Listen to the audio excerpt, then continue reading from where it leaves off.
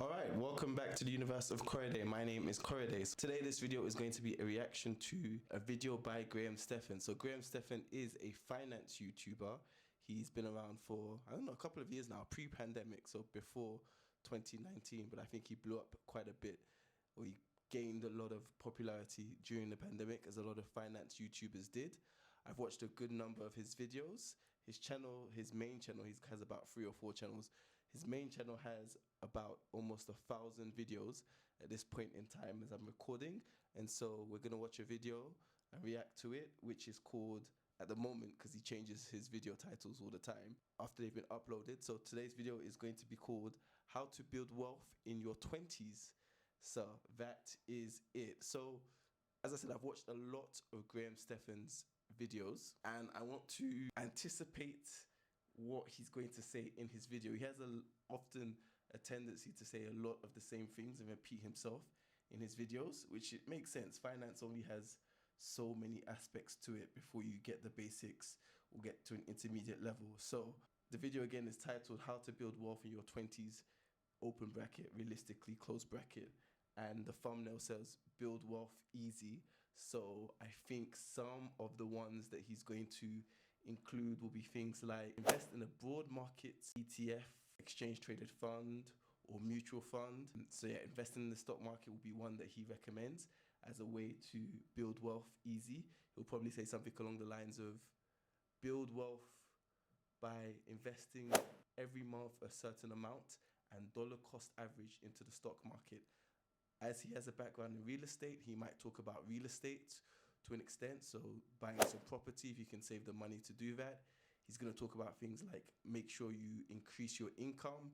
So things like changing your job every 2 years, because according to statistics that he's found, if you change your job every 2 years, it helps you to get more and more of an income, because every time you change your job, you get more money from changing your job. You get another salary boost by getting another job. So he'll probably say that. Something else he'll probably talk about is he'll talk about YouTube or some kind of online business, because that's what he does. So he'll talk about maybe affiliate marketing, try to do something around your hobbies or interests, and make a YouTube channel about that. It won't happen overnight, but if you start in your 20s, by the time you get to your 30s, you could have a very successful YouTube channel. So I think those are some of the things he will talk about.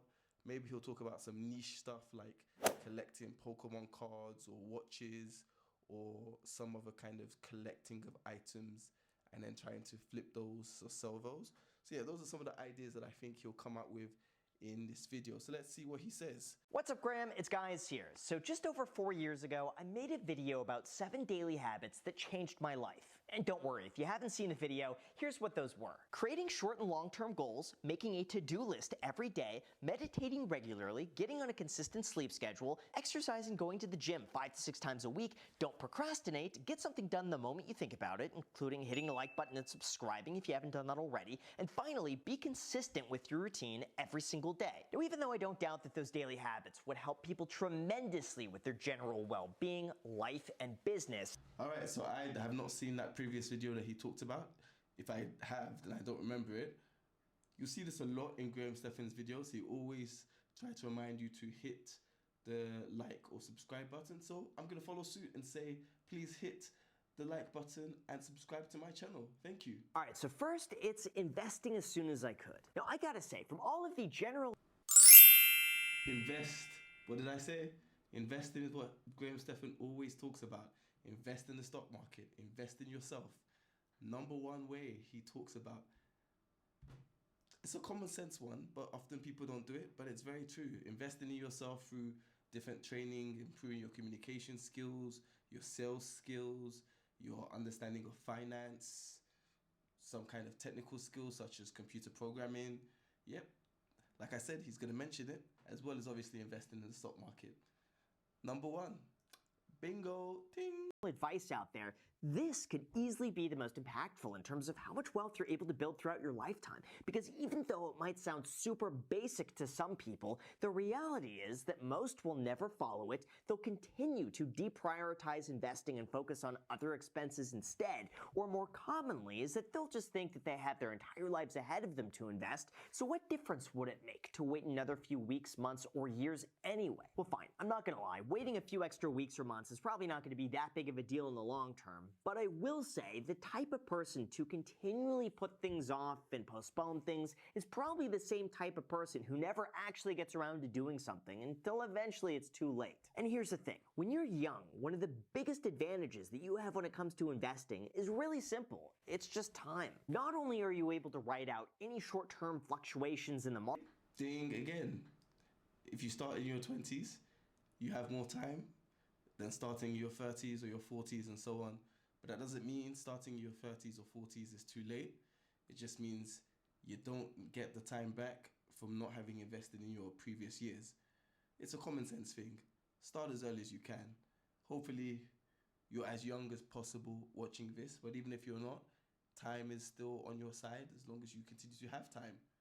Market, but you could also take full advantage of what's called compound interest. This means that the money you invest continues to grow at a faster and faster rate because that money makes you more money, which then makes you even more money, which makes you more money until pretty soon you have a billion, quadrillion, gazillion dollars. That's why now you have a choice to make. You could either use this information to make you money, or you could ignore it, and only time is going to tell how much that'll cost you. The choice is yours, but just consider this. If you invest $100 a month starting at the age of 20 at an average of an 8% return, by the time you're 65, that $100 a month will have turned into a nest egg of almost 500.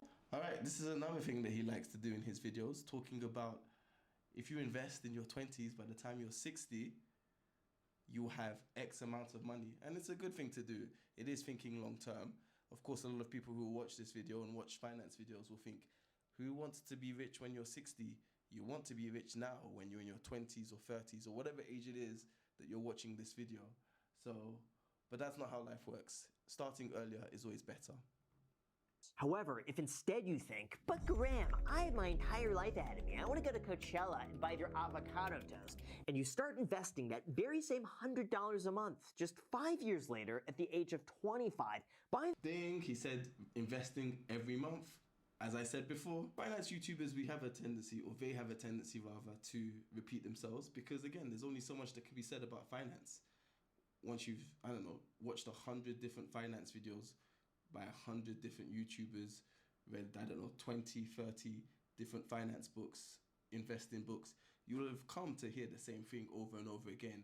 Whether you apply the knowledge that you've learned, that's up to you. By the time you're 65, that amount will have only turned into $361,000. That works out to be a difference of $177,000 just by waiting an extra 5 years to invest early on. And what's even crazier is that during those first 5 years, you've only invested a total of $6,000. This is why the money you save and invest right now is pretty much going to be the most important money you will ever have in your entire life. This also applies to times like right now when the market's trading near an all-time high. In fact, JP Morgan looked at the average returns of the S&P 500 dating all the way back to 1970. And they found that if you invested in the S&P 500 at all-time highs, your investment would have been higher a year later 70% of the time, with an average return of 9.4% versus the 9% on average when investing at any time. A Wealth of Common Sense blog also seconds this, finding that all-time highs are usually followed by more all-time highs since the 1950s. As he said, if you invested in the S&P 500 at any given... So I always wonder about this. When you have finance YouTubers who give statistics or articles in their videos, it's always interesting how those articles always support their arguments. And it's not just something for finance YouTubers. You'll see it with journalists and pretty much anyone trying to make a point. They'll get a statistic or an article that they've seen online, ideally from someone or an organization that's got a good reputation, and then they'll use that to back up their point. Critical analysis is important, people. Everyone has an agenda. What's their agenda? And go from there. in terms of thinking about what to do and what not to do? I just saw every $1 I had at the age of 20 as being worth $21 by the age of 65. So if there was something I would want to buy, I would multiply that price by 21, and then I'd think to myself, is that worth that much money in future dollars to go and get this thing? And most of the time, it wasn't worth it, and I would rather just invest instead. Next, my second most important investing habit was not trying to time the market. This one is probably the simplest, most factual pieces of advice you will ever hear when it comes to investing, but it's also the most difficult to follow. That's because pretty much every investor out there thinks that they're smarter than everyone else, that this time is different, they'll read up on all the signs and charts that indicate future price action, and then they believe that they can outperform every other professional investor by timing their investments. But unless you get absolutely lucky or you work for Congress, you're probably not gonna make a lot of money doing this, or you're gonna lose. Don't just take my word for it either. Here are the facts to back this up. Since 2000. Okay, so now he's talking about timing the market, which is the idea that you can buy stocks at the optimum time, at the exact right time, that you either buy at its lowest point so that it then goes up and you just continuously make money from it going up, or if you're shorting the market and you make money from the stock going down, you buy it at its absolute high point and then it just goes down from there. Very few people can do that. Throughout history, that's been shown. He talks about this a lot in terms of you shouldn't try to time the market. And as I said, he'll probably just go on to talk about you should just invest regularly every month or so. Once you get your paycheck, invest a certain amount of it and dollar cost average into whatever stock it is that you're buying. Let's see if he goes on to say that. 2003, had you just bought and held, your annualized return would have been about 9.8%. But had you been trying to time the market and missed just the top 10 best trading days over that time frame, your annual return would drop all the way down to 5.6%. And all it takes is to miss the top 30 best trading days over 20 years, and all of a sudden your return drops to just 0.8%, or basically below the rate of inflation. There's also another study out there that shows that generally speaking, the more trades you make and the more you try to time the market, the lower your overall return becomes. This is why it's proven that the average investor is absolutely horrible when it comes to investing, and they dramatically underperform the market. So in terms of what you could do about all of this, it's very simple. All the research out there has shown that since 1926, a 20-year holding period has never once produced a negative result. Or basically, if you just stay the course and do absolutely nothing, like dead people, you'll probably be just fine. In fact, just buying into the market immediately, regardless of where it's trading, has outperformed trying to time the market 71% of the time. So that's why, from my perspective, your goal should be to invest as much money as possible and keep it there for as long as possible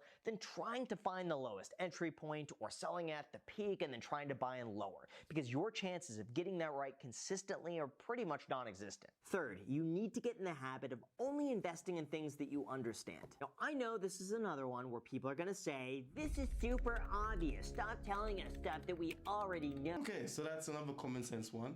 Invest in things that you understand, because if you understand it, it's more likely that you'll follow a path that will be profitable. If you try to invest in something you don't understand, then most likely, unless you get lucky, you're going to make wrong choices. Okay, so he loves doing that funny face and voice where he's like making fun of people. It grates after a while, but it gets to the point.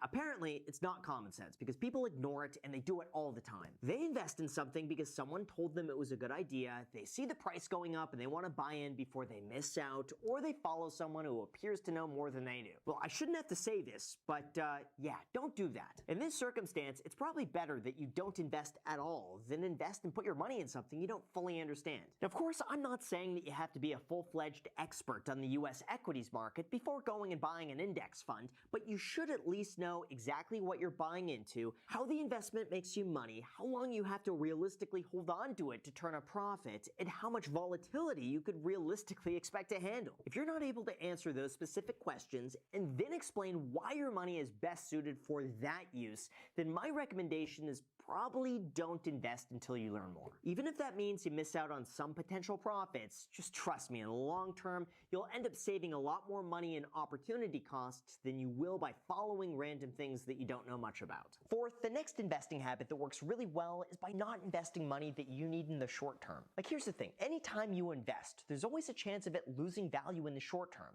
And that's also code word for me saying that every single time I buy an individual stock, it falls the moment after I buy it. This is Okay, so far this whole video is just about investing.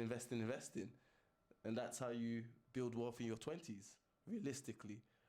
I was expecting some other information aside from investing, as I showed in my first little 5 minutes or so of explaining some of the things Graham usually says, but we'll see if he goes on to talk about anything aside from investing.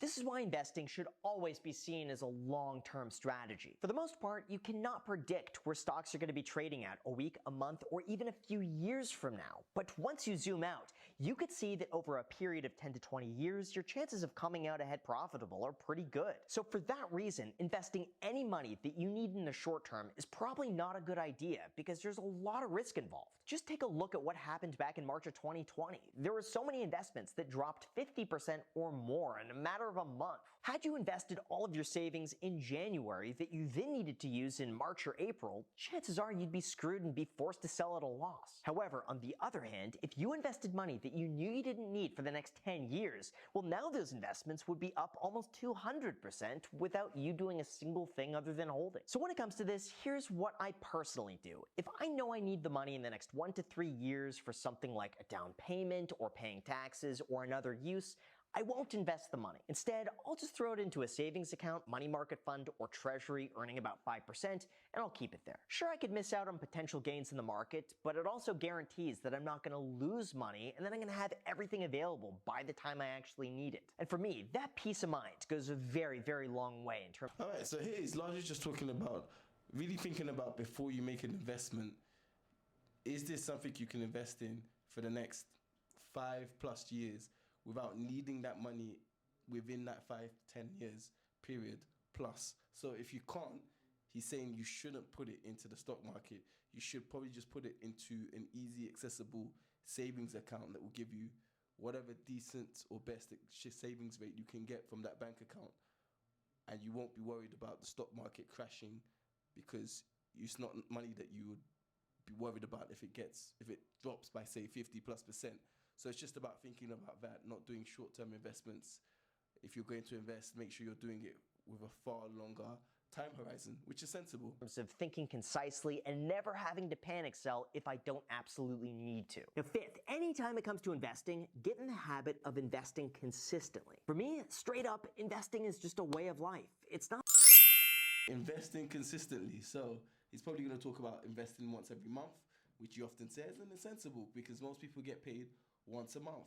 If you get paid more than once a month, then maybe every time you get paid, if it's once a week, once every 2 weeks, take a given amount of that paycheck, which you feel comfortable investing and using to invest, and putting that into the stock market. Again, he's probably going to talk about what kind of investments to make, but it generally be a broad market ETF or fund or index that follows, say, the S&P 500.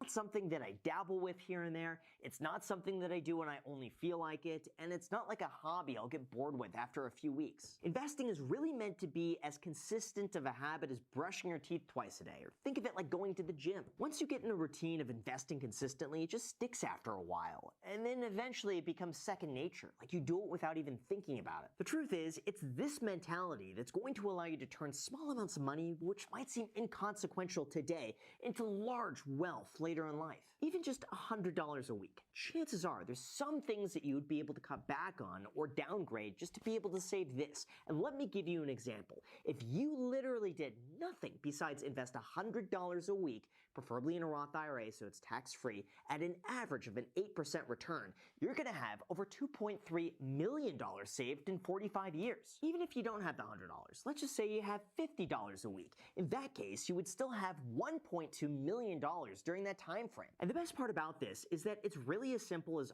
automating investing as much as you can. For instance, you could set up automatic withdrawals that go and buy an index fund on a regular basis. And once you set it up, you'll never have to think of it ever again. It's out of sight, out of mind. Oh, and also, if you want to get started doing something like this, I've got an affiliate link down below in the description where you could get some free stocks worth all the way up to a few $1,000s. I do get a commission when you sign up, but you also get some free stocks in the process. So if you're going to do that, you may as well get some free stocks. So enjoy. Anyway, when you're investing, just plan for... Okay, and since he's promoting his free stocks, I have a free stock link in my video description. It is Trading 212. So if you're interested, if you're from the UK or another country where Trading 212 can be used, you can get some free stocks by signing up via my link video description. So yeah, if you're interested in that, just click on the Trading 212 link and sign up. You can get some free stocks, and I will also get some free stocks in turn. Thank you. For it to become a part of who you are, and make sure you do it consistently on a regular basis. It doesn't need to take a lot of time, but once you automate the process, it does become incredibly easy. And finally, 6, when it comes to investing, get in the habit of thinking independently. This one, I admit, is probably the hardest to do from everything that we've talked about, but it's also going to be the one that'll make you the most amount of money if you're good at it. And what I mean by this is that you have to trust your instincts and research, and not be swayed by someone else who says otherwise or disagrees with you. Now, I'm not saying that you should automatically tune everybody out or not listen to anything, because that's stupid. I'm also not saying that you shouldn't listen to any criticism or someone else's perspective, but you should find a healthy balance between analyzing all the information that's out there and coming to your own conclusion. Honestly, doing this has helped me make some of my best investments ever, like buying real estate. I was told so many times that I was making a mistake, that I should wait a little bit longer. Ding, ding, ding, ding. He's going to mention real estate. That's what I said before. And he mentioned real estate. So yeah, again, it's another type of investment opportunity, assuming you get your numbers correct in when you make your purchase and you make your sale, or however you do your real estate, whether it's buy to let, or buy to rent, or buy to sell. There are lots of different ways. I have very little experience with that, so I can't talk about it. But if you watch his videos, you can get some insights into real estate, especially from the perspective of someone from the US, where he is based. And that prices were going to go even lower. And this was back in 2011 and 2012. Thankfully though, I didn't listen. I believed in my own research, I understood the investment, and I wasn't trying to time the market. Then we have another example with Tesla stock. I started buying it at an adjusted price of about $18 a share. But as soon as I bought it, it dropped. In fact, I don't think there was a single day I was in profit until it fell all the way down to like $12 a share. But I didn't worry about a thing, despite every headline saying it was a worthless, overhyped company, it was the most shorted stock on the market, and it was going to zero. For me, I just believed in the product long term. I really liked driving a Tesla. I invested money that I didn't need, and I understood the risks. Sure enough, the stock turned around. Over time, I began selling off my positions, and then eventually I used some of that stock to buy an original Tesla Roadster. Now, certainly this is not the case with every single investment, because I've also made investments that have lost money. But I will say that by thinking for yourself, not being swayed by others' opinions, and doing your own research, you'll greatly outperform just following the herd. So it's really from these 6 habits that I've formed my entire investing career. In fact, I can't think of a single investment that I've made without taking all of these into consideration. And like I mentioned earlier, everything here is meant to last you for life. This isn't just how to invest today or how to invest in 2024. Instead, this is something that you could take with you forever. It's something that you should save and come back to from time to time. Okay, so that's the end of the video, effectively. His video. It was different from what I thought it would be. I mentioned in the beginning of the video what I thought he would talk about. I thought he would talk about different kind of businesses you could do, not just investing, but most of the video, in fact, pretty much all of it was about investing in the stock market. I guess the video title was a little bit misleading, but that's YouTube for you. You get some clickbait, it gets you in. But he says some common sense things about investing consistently, investing for the long term. And having that long term thinking is really going to make a difference. And following actions or doing actions that are in line with long term thinking, I think is important as well. So I'll give the video a 6. No, I'm joking. I'll give the video a 7 or 8 out of 10.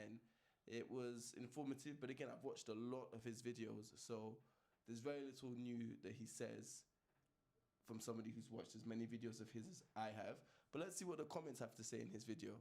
All right, so the first one says 25 now. Well, not the first one.